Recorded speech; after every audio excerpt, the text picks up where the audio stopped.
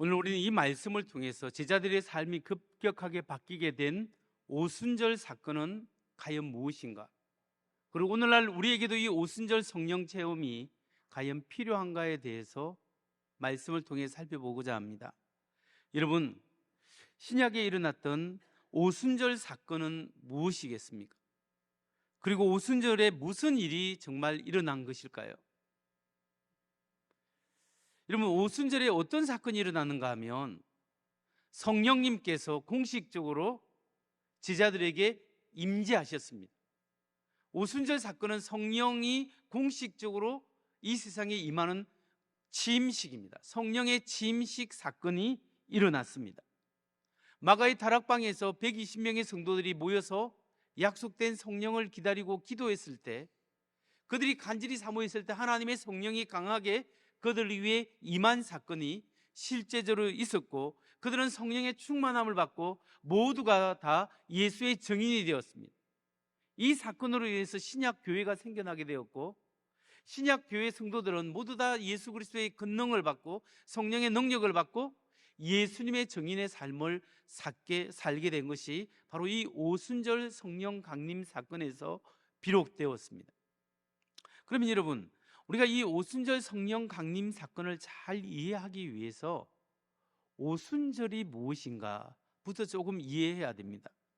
여러분, 오순절이라는 절기가 과연 무엇이겠습니까? 오순절, 이런 유대인의 3대 절기 중에 하나입니다. 그래서 오순절이라는 말은 50일째라는 뜻입니다. 50일째인데 이것은 두 가지 의미가 있습니다. 하나는 농사적으로 볼 때 이스라엘의 그 지역의 보리 추수가 끝나고 난 다음에 50일째 되는 날에 첫 열매를 하나님 앞에 올려드리면서 감사하는 축제를 벌이는 날이 바로 그 기간이 오순절 기간입니다. 또한 신앙적으로 볼 때 유대인들이 애굽에 종살이를 했는데 애굽 종살이에서 출애굽을 합니다. 애굽을 떠나갈 때 뭘 하게 됩니까? 마지막 첫 번째 유월절을 지키게 됩니다. 어린 양을 잡아서 그 피를 문지방에 뿌리고 그걸 구워서 먹되 급하게 먹는 그런 유월절을 지키게 되는데, 그리고 말미암아 그 장자의 재앙이 이스라엘에게는 넘어가고 애굽 사람에게는 장자의 죽음이 왔지 않습니까? 그 사건으로 인해서 바로가 이스라엘 백성을 놓아주게 되는데, 출애굽하여 홍해를 건너고 광야를 가서 시내산에 도착해서 모세가 하나님으로부터 율법을 받은 날, 그게 50일째 되는 날, 그날이 바로 오순절입니다. 그래서 바로 이렇게 율법을 받은 날이 오순절이요, 추수가 끝나고 하나님 앞에 감사의 제사, 하나님 감사의 축제를 올려드리는 그날이 오순절입니다. 바로 이때 성령님이 강림하셨다라는 거예요. 성령님이 공식적으로 임하신 날이 이 오순절 날이고, 그날이 바로 주일날 아침이었습니다. 유대인들은 주로 4월 중순이 되면 유월절을 지킵니다. 유월절을 지키고 50일째가 지나면 6월 초가 되면 오순절이 됩니다. 이때가 되면 그 지역이 지중해 연안으로 흩어져 있던 거의 모든 유대인들이 다 예루살렘으로 많이 모이게 됩니다. 예루살렘에 모여서 오순절, 유월절 또는 오순절을 지키게 되는데, 이때 날씨가 제일 좋기 때문에 사람들이 많이 와서 이때 오순절 절기를 지키게 되죠. 그래서 오순절 날 수많은 인파가 예루살렘에 모였습니다. 예수님은 부활하셔서 성천하신 후에 10일이 지났습니다. 오순절 날이 되었을 때 성령께서 120명의 성도들이 기도할 때 강하게 그 위에 임재하셨고 성령의 역사가 일어나게 된 이것이 오순절 성령 강림 사건입니다. 그렇다면 여러분, 오순절에 구체적으로 무슨 일이 일어났을까요? 구체적으로 일어난 사건을 사도행전 2장 1절에서 4절은 이렇게 설명하고 있습니다. 사도행전 2장 1절에서 4절, 오순절 날이 이미 이르매 그들이 다 같이 한 곳에 모였더니 호련히 하늘로부터 급하고 강한 바람 같은 소리가 있어 그들이 앉은 온 집에 가득하며 마치 불의 혀처럼 갈라지는 것들이 그들에게 보여 각 사람 위에 하나씩 임하여 있더니 그들이 다 성령의 충만함을 받고 성령이 말하게 하심을 따라 다른 언어들로 말하기를 시작하니라. 이 말씀에 보면 예수님께서 성령을 약속하셨습니다. 그들이 약속하신 그 성령이 오심을 믿고 열심히 기도했을 때 다락방에 120명 성도가 모여서 하루 기도한 것도 아니고 이틀도 아니고 사흘도 아니고 열흘 동안 10일 동안 열심히 기도해서 오순절이 되었을 때 그 120명의 무리에게 성령님께서 강하게 임재하셨다라는 사실입니다. 여러분, 이 오순절 강림, 성령 강림 사건에는 세 가지 특징이 있습니다. 세 가지 특징이 있는데 그 중에 첫 번째 특징이 뭐냐 하면 첫째, 급하고 강한 바람 같은 소리가 있었다라는 겁니다. 급하고 강한 바람 같은 소리가 먼저 청각적으로 들렸습니다. 사도행전 2장 2절입니다. 다 함께 같이 읽겠습니다. 시작. 호련히 하늘로부터 급하고 강한 바람 같은 소리가 있어 그들이 앉은 온 집에 가득하며. 호련히 하늘로부터 급하고 강한 바람 같은 소리가 들렸는데 그 급하고 강한 바람 같은 소리가 과연 무엇이겠습니까? 그것은 하나님의 숨결로 생각할 수 있습니다. 이 구약 성경에서 이 바람은 히브리어로 루아라고 합니다. 또한 신약 성경에서 바람을 헬라어로 퍼뉴마라고 합니다. 퍼뉴마. 그럼 루아나 퍼뉴마나 다 무엇을 가리키는데 누구를 가리키냐 하면은 성경에는 성령님을 가리킨다는 거예요. 성령님을 가리킬 때 사용한 용어가 루아와 퍼뉴마입니다. 그래서 오순절날 하늘로부터 급하고 강한 바람 같은 소리가 들렸다는 것은 그처럼 성령님이 임하셨는데 청각적으로 느낄 수 있도록 성령님이 임재하셨다, 이런 뜻이죠.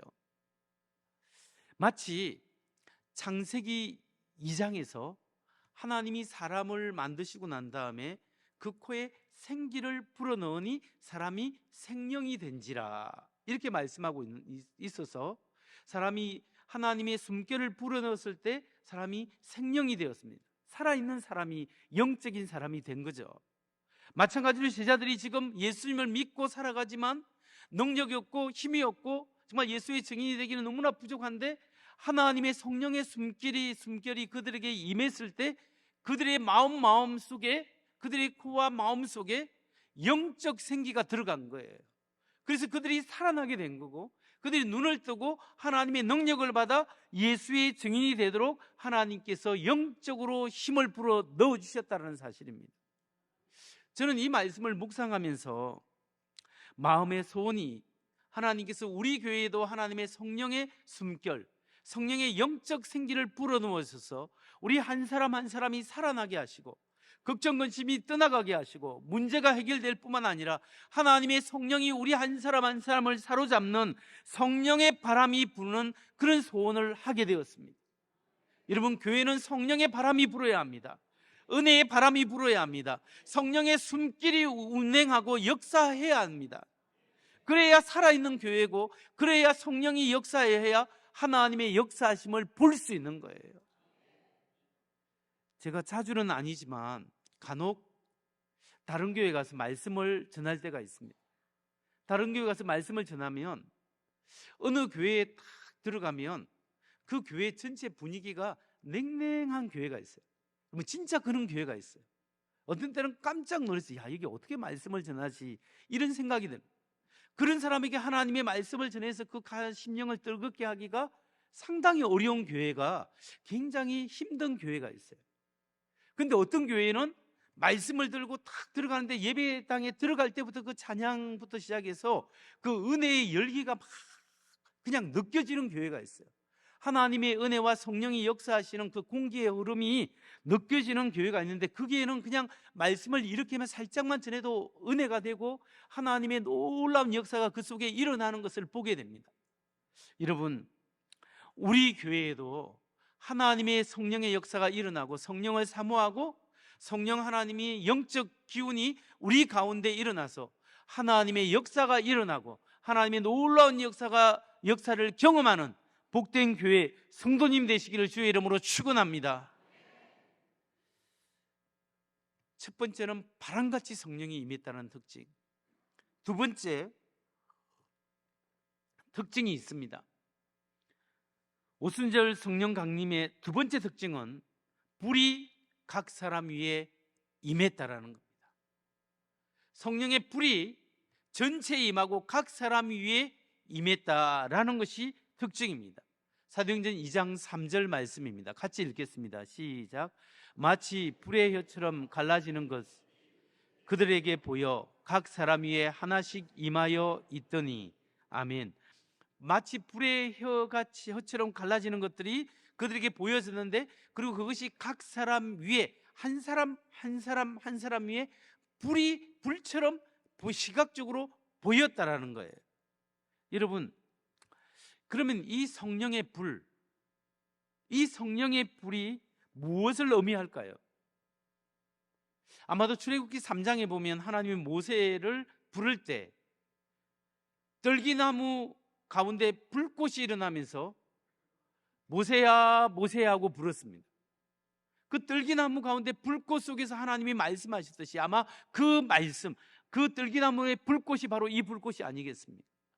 또한 출애굽기 24장에 보면 모세가 시내산에 올라가서 하나님의 율법을 받으려고, 돌판을 율법을 받으려고 할 때 이스라엘 백성들이 그 시내산을 보니 그 시내산에 하나님의 불이, 영광의 불이 가득했다라고 합니다. 바로 그 영광의 불이 바로 이 불이지 않겠습니까? 뿐만 아니라 여러분, 이스라엘 백성이 광야에서 성막을 메고 가면, 어디 가서 성막을 세우면 하나님께서 그들에게 구름 기둥과 불 기둥으로 인도하셨습니다. 밤에 성막으로부터 하늘로 솟아오르는 그 불 기둥이 온실효과로 그 사람들에게 사막에서 그 사람들이 따뜻함을 채워주는, 그리고 하나님이 그들과 함께 한다는 상징, 그 성막 위에 솟아오르던 불 기둥이 아마 이 불이지 않았겠습니까? 열왕기상 18장의 갈매산에서 엘리야가 바알 신자 450만 명과 영적 전투를 벌일 때 하늘에서 불로서 응답하신 그 하나님의 불, 그것이 바로 이런 것이지 않겠습니까? 여러분, 그렇기 때문에 오순절 다락방에서 120명의 성도들에게 나타난 이 불은 하나님의 임재하심을 상징하는 성령의 불이다, 이렇게 볼 수 있습니다. 그러면 이 성령의 불, 오순절에 나타난 성령의 불의 특징이 있습니다. 이 특징은 뭐냐면 전체적으로 나타나기도 하면서 각 사람 위에 눈에 보이도록 임했다라는 특징입니다. 이 말씀이 우리에게 무슨 말씀을 하고 알려주고 있겠습니까? 신약의 교회는, 성령을 받는 교회는 교회 전체 위에 성령의 운행하심, 성령의 축복이, 성령의 불꽃이 우리 전체 공동체 위에 임한다는 사실입니다.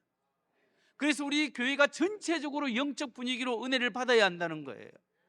그뿐만 아니라 그 성령의 불길이 각 사람 한 사람에 임하여 있듯이 우리 한 사람 한 사람이 성령의 충만함을 받고 성령과 개별적인 교제가 일어나고 성령을 체험하고 성령의 은혜와 능력을 경험해야 한다는 거예요. 여러분, 우리가 그렇기 때문에 기도해야 합니다. 마음의 소원을 가지고 기도해야 합니다. 하나님, 성령 하나님, 불로서 역사하신 하나님, 내게도 역사하시고 나의 냉랭한 가슴을 뜨겁게 해주시고 하나님, 내 영혼을 사로잡아 주시고 성령님의 음성을 듣게 하시고 성령님의 은혜를 경험하게 하시고 오늘 내 삶에 하나님의 기적을 경험할 수 있도록 성령님의 은혜를 베풀어 주옵소서. 성령님, 부족한 저에게도 말씀하여 주옵소서. 성령님을 경험하고 체험할 수 있도록 하나님, 2000년 전에 초대교회 성도님뿐만 아니라 오늘 나의 삶 속에 역사하시는 하나님을 경험하기를 원합니다. 기도하십시오. 성령님은 사모하는 자에게 불처럼 뜨겁게 역사하실 것입니다. 믿으시기 바랍니다. 오순절 성령 강림의 첫 번째 특징은 바람처럼 임했다. 두 번째 특징은 불처럼 임했습니다. 그럼 세 번째 특징은 무엇일까요? 세 번째 특징은 성령 충만을 받고 하나님의 능력을 입은 말씀 증거의 역사가 일어났다. 초대 교인들이 성령의 충만함을 받고 가슴이 뜨거워졌습니다. 그리고 이 예수 그리스도의 복음을, 여러분이 죽인 예수를 하나님이 살리셨고 그분은 부활하셨고 주님과 그리스도가 되셨습니다, 그분이 하나님의 아들입니다, 이 말을 나가서 외치게 되는 불타는 복음 증거의 그 능력이, 그 은혜가 그 마음속부터 일어났다는 거예요. 그리고 입으로 전파했다는 사실입니다. 그래서 사도행전 2장 4절을 보십시오. 다 함께 읽어보겠습니다. 시작. 그들이 다 성령의 충만함을 받고 성령이 말하게 하심을 따라 다른 언어들로 말하기를 시작하니라. 아멘. 그들이 다 성령의 충만을 받고 성령이 말하게 하심을 따라, 성령의 인도하심을 받죠? 다 다른 언어로 말하기를 시작하니라. 여러분, 이 말이 무슨 말일까요? 그들이 방언을 했는데요, 이 말은 뭐냐면, 여기 나오는 이 방언, 사도행전 2장의 방언은 고린도전서 12장과 14장에 나오는 방언과는 다릅니다. 다시 말해서 사도행전 2장의 이 방언은 고린도전서에서 나오는 성령의 은사로서의 방언과 전혀 다르다는 거예요. 그럼 성령의 은사로서의 방언은 어떤 방언이냐면, 고린도서 14장 2절 말씀을 봅니다. 방언을 말하는 자는 사람에게 하지 아니하고 하나님께 하나니 이는 알아듣는 자가 없고 영어로 비밀을 말함이라. 오늘날 우리가 방언의 은사를 받은 사람이 많습니다. 근데 이 방언의 은사는 내 영이 하나님의 영과 성령과 소통하는 도구로, 하나님의 은혜로 영적으로 하나님과 대화하도록 그렇게 주신 거예요. 그러니까 나도 모를 때가 있고 다른 사람 모를 때가 있습니다. 방언 통역을 받은 사람은 알 수 있지만, 그러나 대부분의 사람들은 내가 무슨 말 하는지 모르지만 나의 영이 하나님의 영과 소통하는 도구로 하나님께서 방언을 주신 거예요. 그런데 초대교회에 지금 오순절 마가 다락방에서 일어난 성령 강림을 체험을 하고 나가서 방언을 한 사람들은 그런 은사의 방언이 아니에요. 여기서 방언은 뭐냐면, 지금 불같이 하나님의 성령이 내 마음을 태우고 은혜를 받고 성령 충만 받아서 성령님이 나가서 복음을 전거하는데, 여러분이 십자가에 못 박힌 예수님이 진짜 하나님의 아들입니다, 그분이 부활하셨습니다, 그분이 예수님이고 그분이 그리스도입니다, 구세주입니다 외쳤는데, 여기에 모인 사람들이 로마 각 지역에서 와서 각각 다른 말을 한 사람이에요. 예를 들어서 지금 여기 모이는 사람 중에 중국 사람도 있고 일본 사람도 있고 미국 사람도 있고 독일 사람도 있고 그리스 사람도 있고 뭐 여러 나라 사람이 있는데, 제가 이렇게 설교를 하는데 통역이 없어도 각각 자기 나라 말로 다 깨닫게 된다는 거예요. 그런 역사가 이렇게 일어났다라는 거예요. 여러분, 사도행전 2장 11절을 보십시오. 그레데인과 아라비아인들이라 우리가 다 우리의 각 언어로 하나님의 큰 일을 말함을 듣는도다 하고, 그 11절 이전에 보면 각 나라의 각 지역에서 온 사람들의 열거를 쫙 해놓죠. 그리고 각 지역에 온 사람들이 각각 자기 언어로 하나님의 큰 일을 알게 되고 듣게 되는 거죠.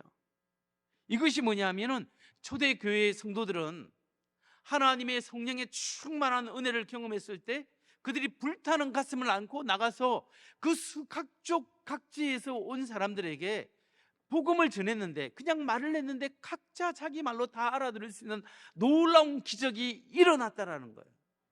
그래서 베드로가 설교했을 때 하루에 3,000명의 사람들이 주님 앞에 돌아오는 기적의 역사가 일어나게 된 거죠. 여러분, 오늘 우리에게 성령이 임하고 성령의 충만함을 받으면 오늘 우리 가슴속에 예수 그리스도를 전거하고 싶은 예수의 정인의 삶을 살아야 한다는 거죠. 그런 예수 정인의 삶을 우리가 살아가야 합니다. 여러분, 우리는 어떻게 예수의 정인의 삶을 살 수 있을까요? 내 가슴이 이렇게 냉랭하고 내가 용기도 없고 나 혼자 겨우 신앙생활하고 있는데 우리는 어떻게 예수 정인의 삶을 살 수 있겠느냐는 거죠. 우리가 예수님의 증인이 되기 위해서는 우리도 초대교회 성도님처럼 성령의 체험을 해야 하는 거예요.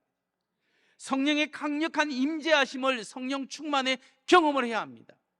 120명의 성도들이 다락방에 모여서 예수님이 약속하신 성령을 기다리고 기도하고 기도했을 때 그들이 성령의 충만함을 입은 것처럼 우리도 성령의 충만을 입어야 하나님의 능력 있는 하나님의 자녀로 살아갈 수 있고 예수 증인이 될 수 있다는 거예요. 성령을 받은 제자들은, 성령 체험을 한 제자들은 능력 받았을 뿐만 아니라 자기 중심에서 하나님 중심으로 온전히 마음이 관점이 바뀌어진 거예요. 전에는 내 생각, 내 기업, 내 가정, 내 꿈, 내 것, 나의 삶, 여기에만 초점을 맞추고 있었어요.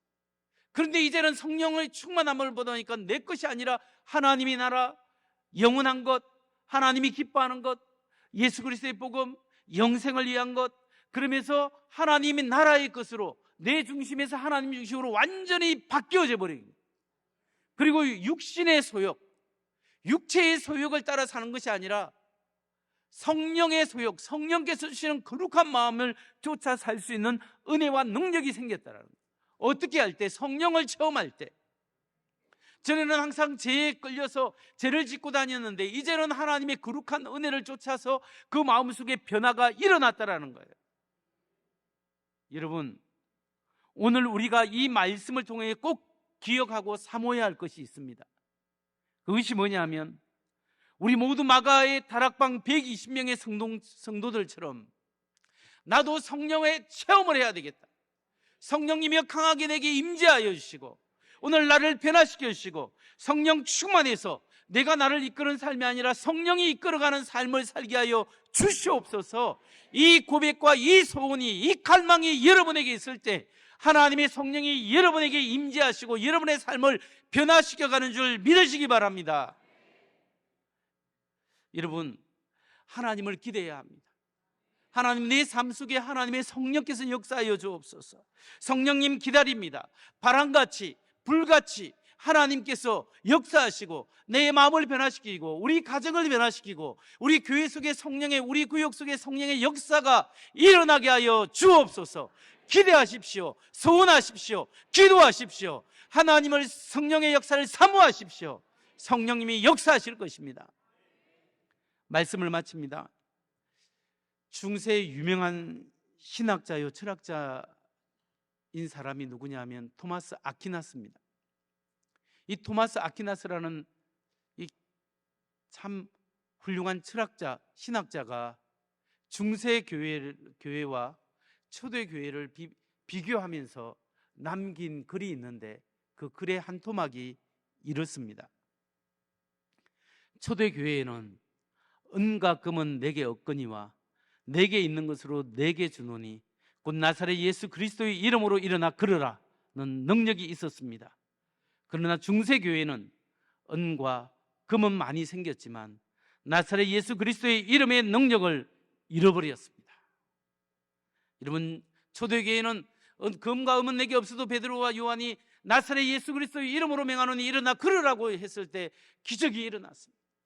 그런데 중세교회는 교회는 커지고 공인은 받았고 교회 근무는 높아지만 예수 이름의 능력이 없었습니다. 그렇다면 여러분, 오늘날 우리 현대교회는 어떻게 했습니까? 현대교회는 중세교회보다 더 큰 건물이 있고 우리는 더 살기 좋은 시대에 살고 있습니다. 옛날보다 아마 우리 사람들은 각 금반지도 있고 은반지도 있고 금목걸이도 있고 어떤 사람은 다이아 반지도 있을 겁니다. 우리에게는 좋은 집도 있고 차도 있고 스마트폰도 있습니다. 그냥 조금만 뭐라고 탁탁탁 하면 반찬이나 음식도 배달해 줍니다. 그런 좋은 시대에 살고 있지만 혹시 우리는 성령의 능력은 잃어버리지 않았습니까? 예수 이름의 능력을 잃어버리지 않았습니까? 성령의 체험을 잃어버리지 않았습니까? 여러분, 나의 모습은 어떤가를 점검하십시오. 오늘 하나님 예수 믿고 있지만 성령 받지 않는 제자들처럼 힘없고 연약하고 넘어지고 물길 가는 대로 바람 부는 대로 흔들리는 사람이 아니라, 그런 베드로처럼 갈 때가 아니라 성령의 능력이 있고 성령을 체험하고 성령님이 이끄시는 대로 하나님의 것을, 위의 것을 찾고 하나님이 기뻐하시는 것을 위해서 이 세상 삶도 있지만 영원한 하나님의 나라가 있다. 그 하나님의 나라를 소망하면서 오늘 주님을 느끼고 하나님의 살아계심을 나의 삶 속에 역사하는 신앙으로 살아야 하지 않겠습니까? 그러기 위해서는 성령님을 갈망하십시오. 우리의 힘으로 할 수 없습니다. 성령님 능력이시고 초대교회 교인들에게 역사하신 하나님, 오늘 동일하게 나에게 역사하시고 마지막에 나의 영을 너에게 부어주겠다 약속한 이 말씀이 초대교회뿐만 아니라 오늘 우리에게도 역사하는 줄 믿습니다. 그 말씀대로 이루어지게 하옵소서. 기도할 때 하나님의 성령이 여러분의 마음과 여러분의 삶을 변화시키는 은혜가 있기를 주의 이름으로 축원합니다.